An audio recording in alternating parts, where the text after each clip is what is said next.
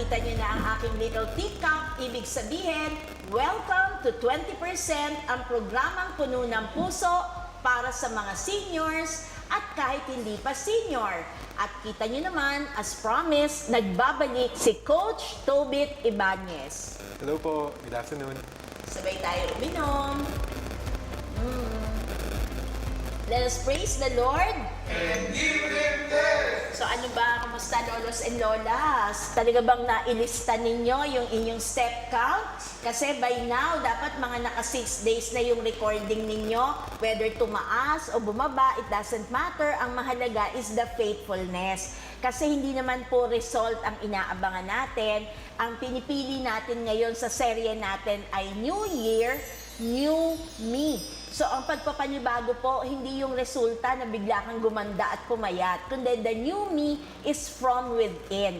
Kaya nga, sinimplify sa atin ni Coach Tobit para doable yung pwede nating gawin. So, bigyan ko lang muna kayo ng data, lolos and lolas. 2025 tayo ngayon, pero ang sabi po ng Commission on Population on Development, that by the year 2030, the country's demographic can already be considered an aging population. So that is 5 years from now. Ang sabi po ng Executive Director na si Lisa Bersales, ang sabi niya, our population continues to grow but in a slow manner. Ang sabi niya, pwede na raw tayong maklasify as an aging one, which means those 60 years old and above are increasing. So ang dumadami, Tobit, ay hindi ang lahi nyo. Ang dumadami ay ang lahi nila. Kasi hindi pa ako kasama dun sa senior di ba? So yung lahi lolos and lolas, di ba? Dumadami kayo. Kaya nga, mas dapat pag-ukulan ng pansin. We invest our time para alam natin how to manage ourselves. So the last time that we spoke with Tobit, nabanggit niya sa atin yung hindi yung substitution. Kung hindi, mas healthy lang yung portion ng pagkain. Meron kasing nauuso yung fasting, yung magdamag, hindi sila kakain, tapos kakain ng kakain the following day. Eh baka yung mga lolos and lolas makigaya. Is that healthy?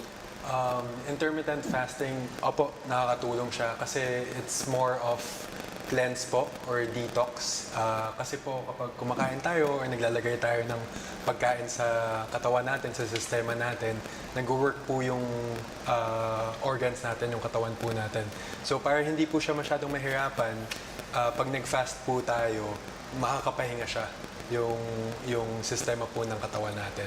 Pero hindi naman po necessary na kailangan mag-fasting tayo as long as konti po yung kinakain natin bago po tayo matulog kasi hindi na po natin gaano mababurn yan. Tapos mas maging heavy na lang po tayo o mas kumain po tayo ng marami kapag breakfast, lunch, yung alam po natin na gagalaw pa po tayo after that meal.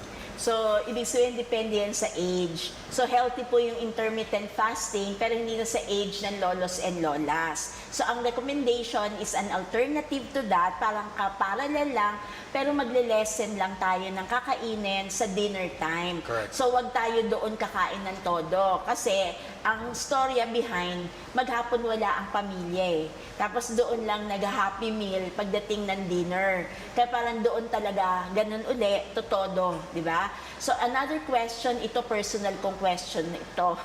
Ang pamilya ko, ang bonding time, kumain. Tapos yung kain, kahit saan yan, pero kakain kami.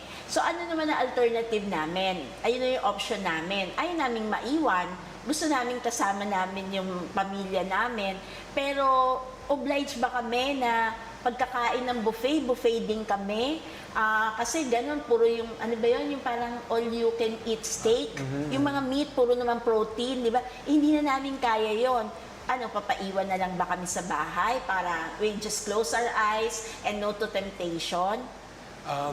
Hindi naman po, pero tama po kayo. Lahat naman po ata, na, for example po, ako po, kasama yung partner ko or yung family ko po, yung friends ko, ang way to bond po namin is through eating or having dinner, lunch, etc. So for example po, gusto nyo mag-samgyupsal ng friends nyo, ng family nyo, or ng buffet, pwede pa rin po kayo sumama, more on intuitive eating or maging conscious lang po kayo kung ano yung intake nyo.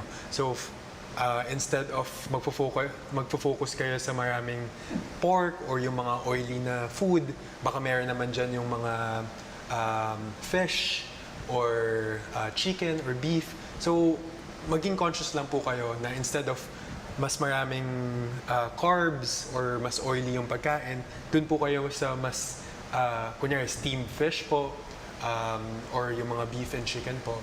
So, pwede pa naman po kayong mag-enjoy at the same time, basta intuitive po at saka conscious po kayo sa intake nyo. At yan ay talaga ina-absorb ko ngayon as you speak. Pinapasok ko talaga yan sa consciousness ko. Pero dudugtong ko na, ganyan din ba yung serving pagdating sa mga pasta? Kung nasa buffet po, go all out po. Sa akin naman din po yung bayad nyo. It's just that, wag lang po like every day. Siguro po kapag may occasion or at least every weekend, kapag basta po sa utak nyo po na kapag control kayo or naging discipline kayo sa Mondays to Fridays nyo na naging conscious talaga kayo, pwede po kayo kahit paano tumikim ng mga kinikrave nyo by Saturday or Sunday. Basta balik po kayo sa track, dun sa mga araw na alam nyo po na mas gagalaw kayo. So, pwede naman po yan. So, Tobit, parang sinasabi mo sa amin, ipipacing pala namin yung sarili namin.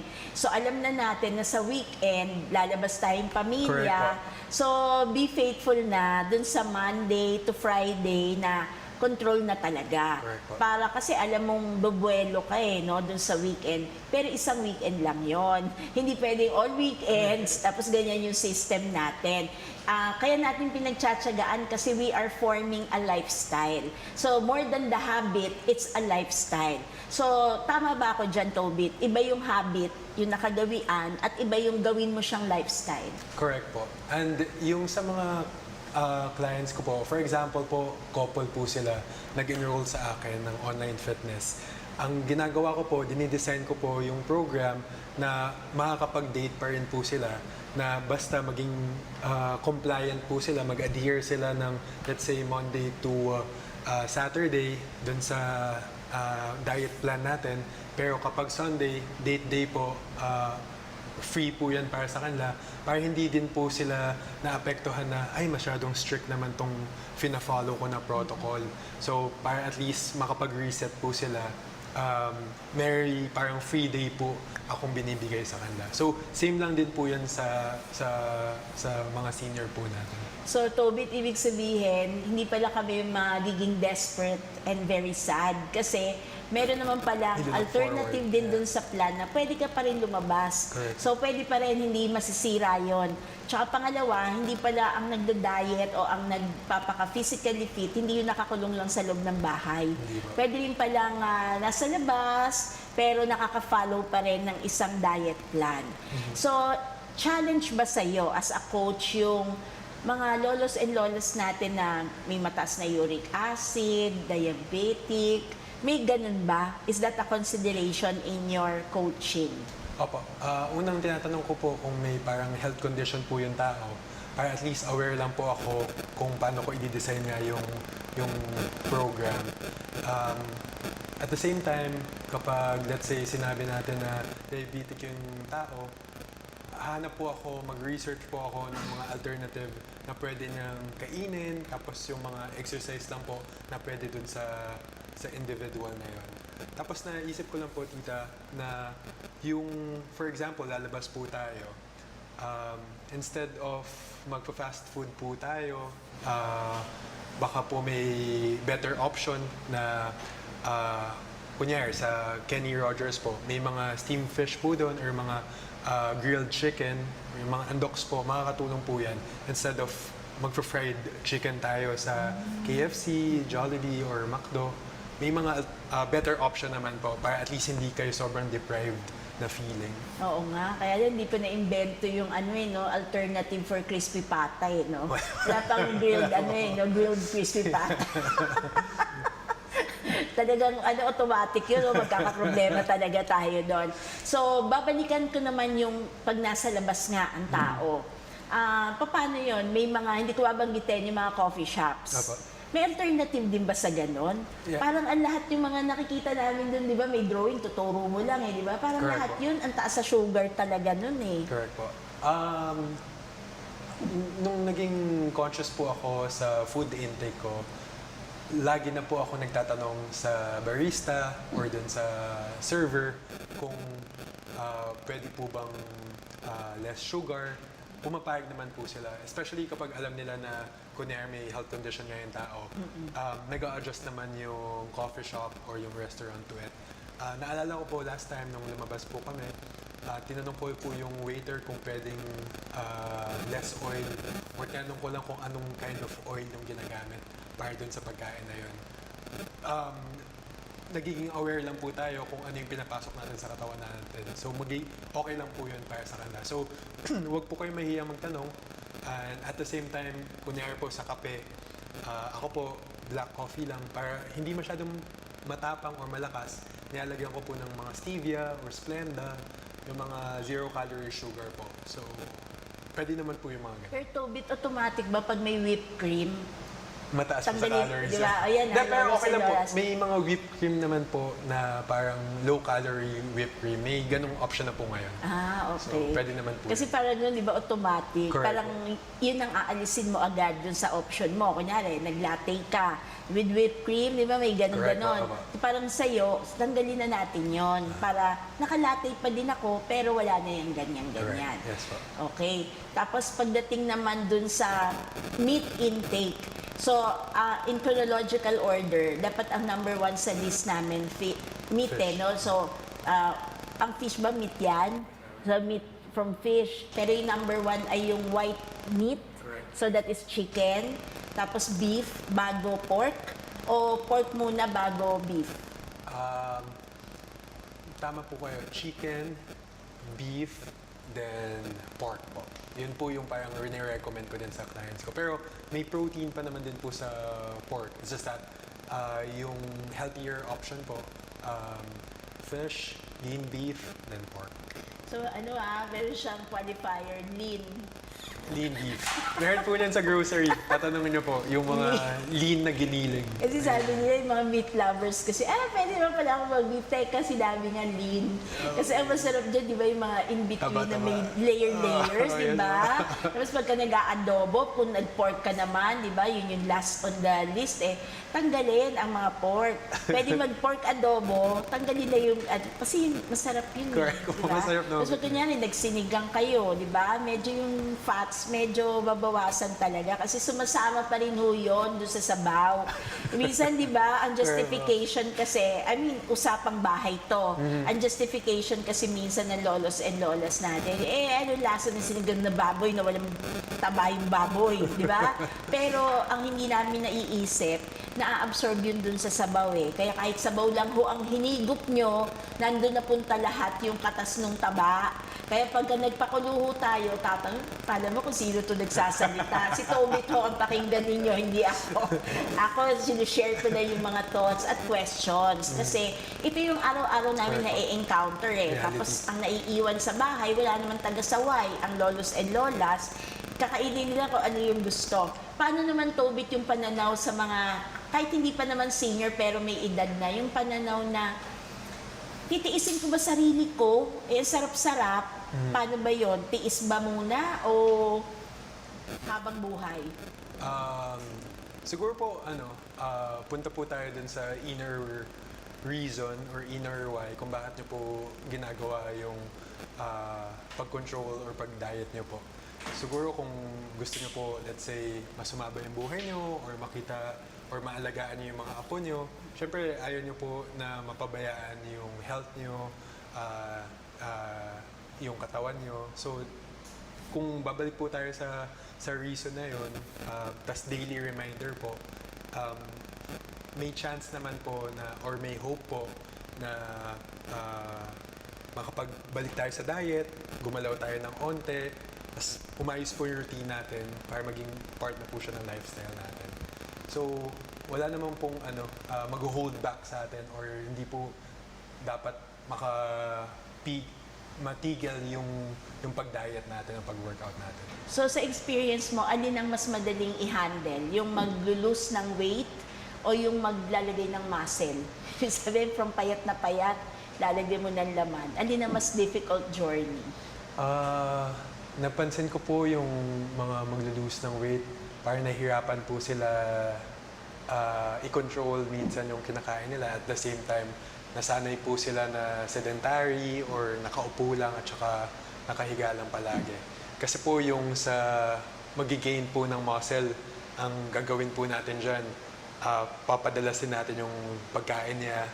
At the same time, papatulugin po natin ng mas mahaba. At the same time, mag-workout siya ng mas intense. 80% po nasa nutrition o nasa diet, 20% lang po yung workout para po mag-increase or mag-decrease yung weight ng tao. Pero whether pala pagpapapayat o pag-gain ng weight, pareho pala mag-e-effort sa exercise, no? Correct po. Kahit paano po, dapat may movement tayo. Hindi pala pwedeng faithful lang ako sa kain, Pagkain, di ba? Hindi pala, kailangan pala magkasama yan.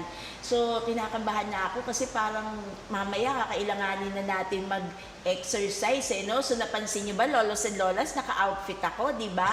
So, ibig sabihin nito, aanyayahan uli natin si Coach Tobit para naman dun sa mga maaksyon na pagkilos, hindi na mga kwentuhan lamang. So, meron ka rin ba experience na talagang matanda na, tapos nagpa-coach pa sa'yo?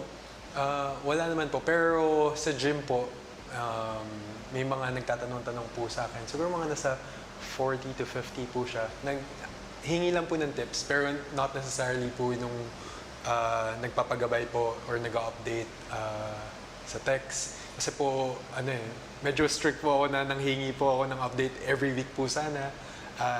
Kung may changes po sa timbang, pati po yung pictures, nanghingi din po ako para at least po ma-monitor ko yung progress ng week 1 to week 2. So, pero wala pa naman po ng nagpa-online coaching sa akin. So, strict ka pala. Kasi Strict po ako. minomonitor para hindi ningas tugon, yung Correct. nagsisimula lang tapos iwan na uli. So, ginagawa mo rin ba yun? Kasi there was a time na nag-attempt din naman ako sa buhay ko, di ba? So, parang ang naging procedure sa akin noon, susulat ko lahat ano yung food intake ko. Tapos at the end, kinocompute yun. Ganun pa rin ba ang system ngayon? Ngayon po, meron na po tayong free application. Tinatawag po siyang MyFitnessPal. Ilalagay lang po natin doon yung age natin, height, pati weight. Automatic na pong mako-compute yung kailangan nating carbs na intake, fat na intake, pati protein na intake. Pero kung hindi po tayo ganun ka-komportable using an application via phone, we can still use yung manual.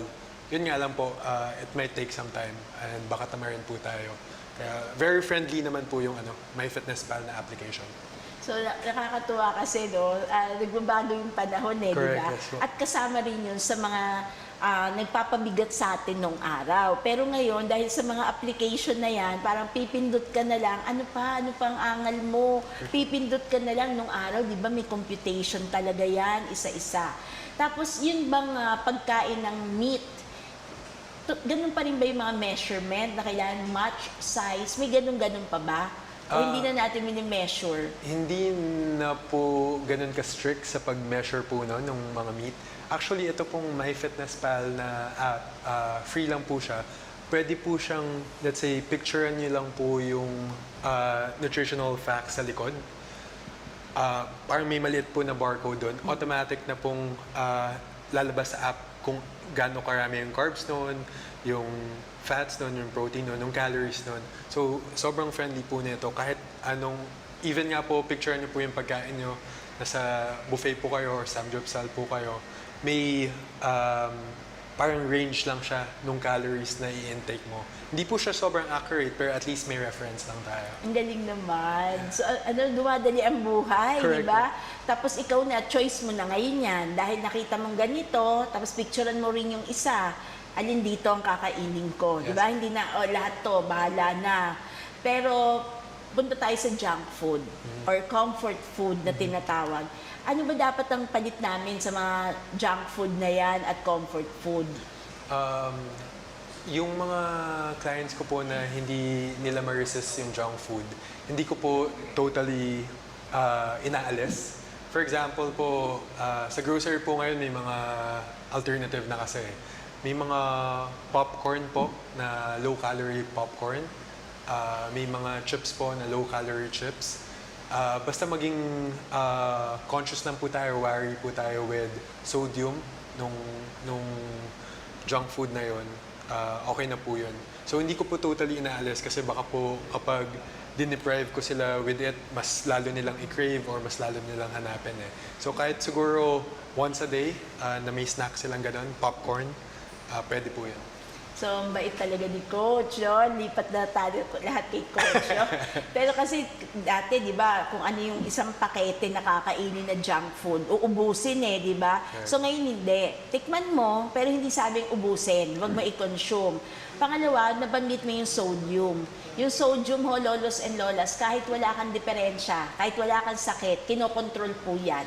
Kaya huwag mag-justify. Kasi Tobit, alam mo yung ganun pananaw na, hindi mataas ang ano ko, wala akong problema sa. Pero di ba, sodium is something that you have to control. Correct. Kaya hindi ho automatic na veggie chips yung kinakain nyo, mababa sa sodium. Hindi ho automatic. Kaya tinuturuan niya tayo na basahin yung nasa likod para malalaman natin yan ang mga binabantayan. Sugars, carbs, sodium, di ba? Kaya minsan, akala lang nyo healthy. Kasi gano'n naman yung mga pakete. Sasabihin doon, enticing, di ba? Mga zero ganito, zero nga doon. Pero pagdating sa sodium, hindi siya sodium-free. Sobrang taas. Di ba, taas?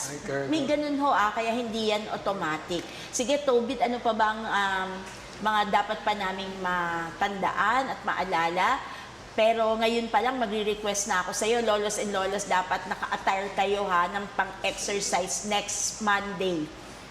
Kasi meron tayong gagawin. Grabe. Sige, Tobit. Siguro, naisip ko lang po ngayon na pwede pa po tayong maglagay ng nuts, mga mani po. Pwede yung gawing snack natin aside from popcorn. Pwede din yung mga, kung hindi po talaga natin maiwasan kumain ng sweets, pwede naman po tayo magsaging, mag-grapes, watermelon. So mga ganong alternative po na kainin natin in between meals para hindi tayo masyadong mag-crave ng mga cake, donut. So pwede naman po yun. Tobit, may nasabi kayang popcorn. Ang sarap ng popcorn eh, pag sa sinihan mo binili. Correct. Paano yun? Ano ang alternative namin? Pwede po popcorn. Kapag chinek nyo po yan sa MyFitnessPal or kahit sa Google lang po, search nyo popcorn calories. Very low calorie po siya.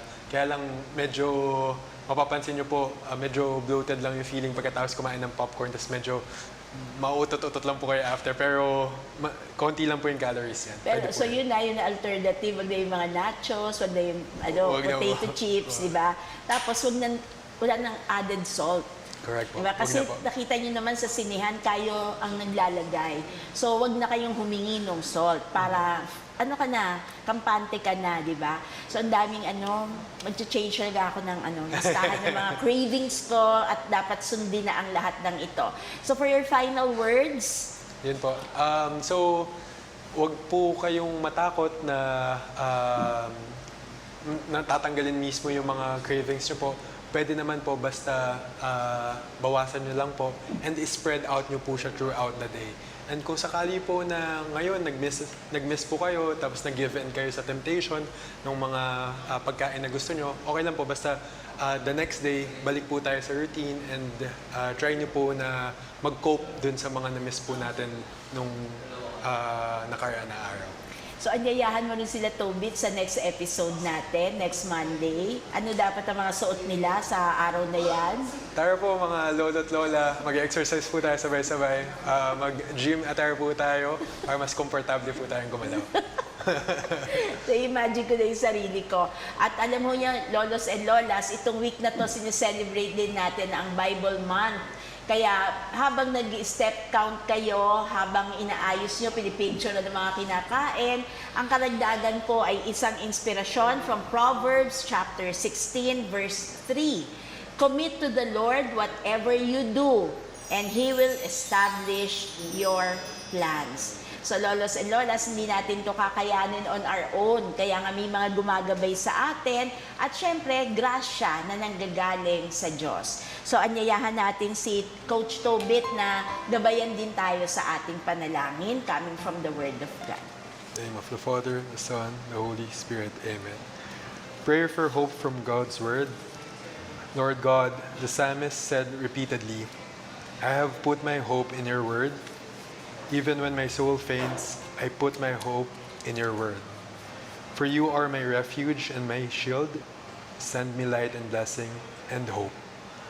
Most of all, hope as I read your word. In the name of the Father, the Son, the Holy Spirit. Amen. Let us praise the Lord. And give him thanks. So there is hope. We'll see you again next Monday. Be ready for our exercise. Bye!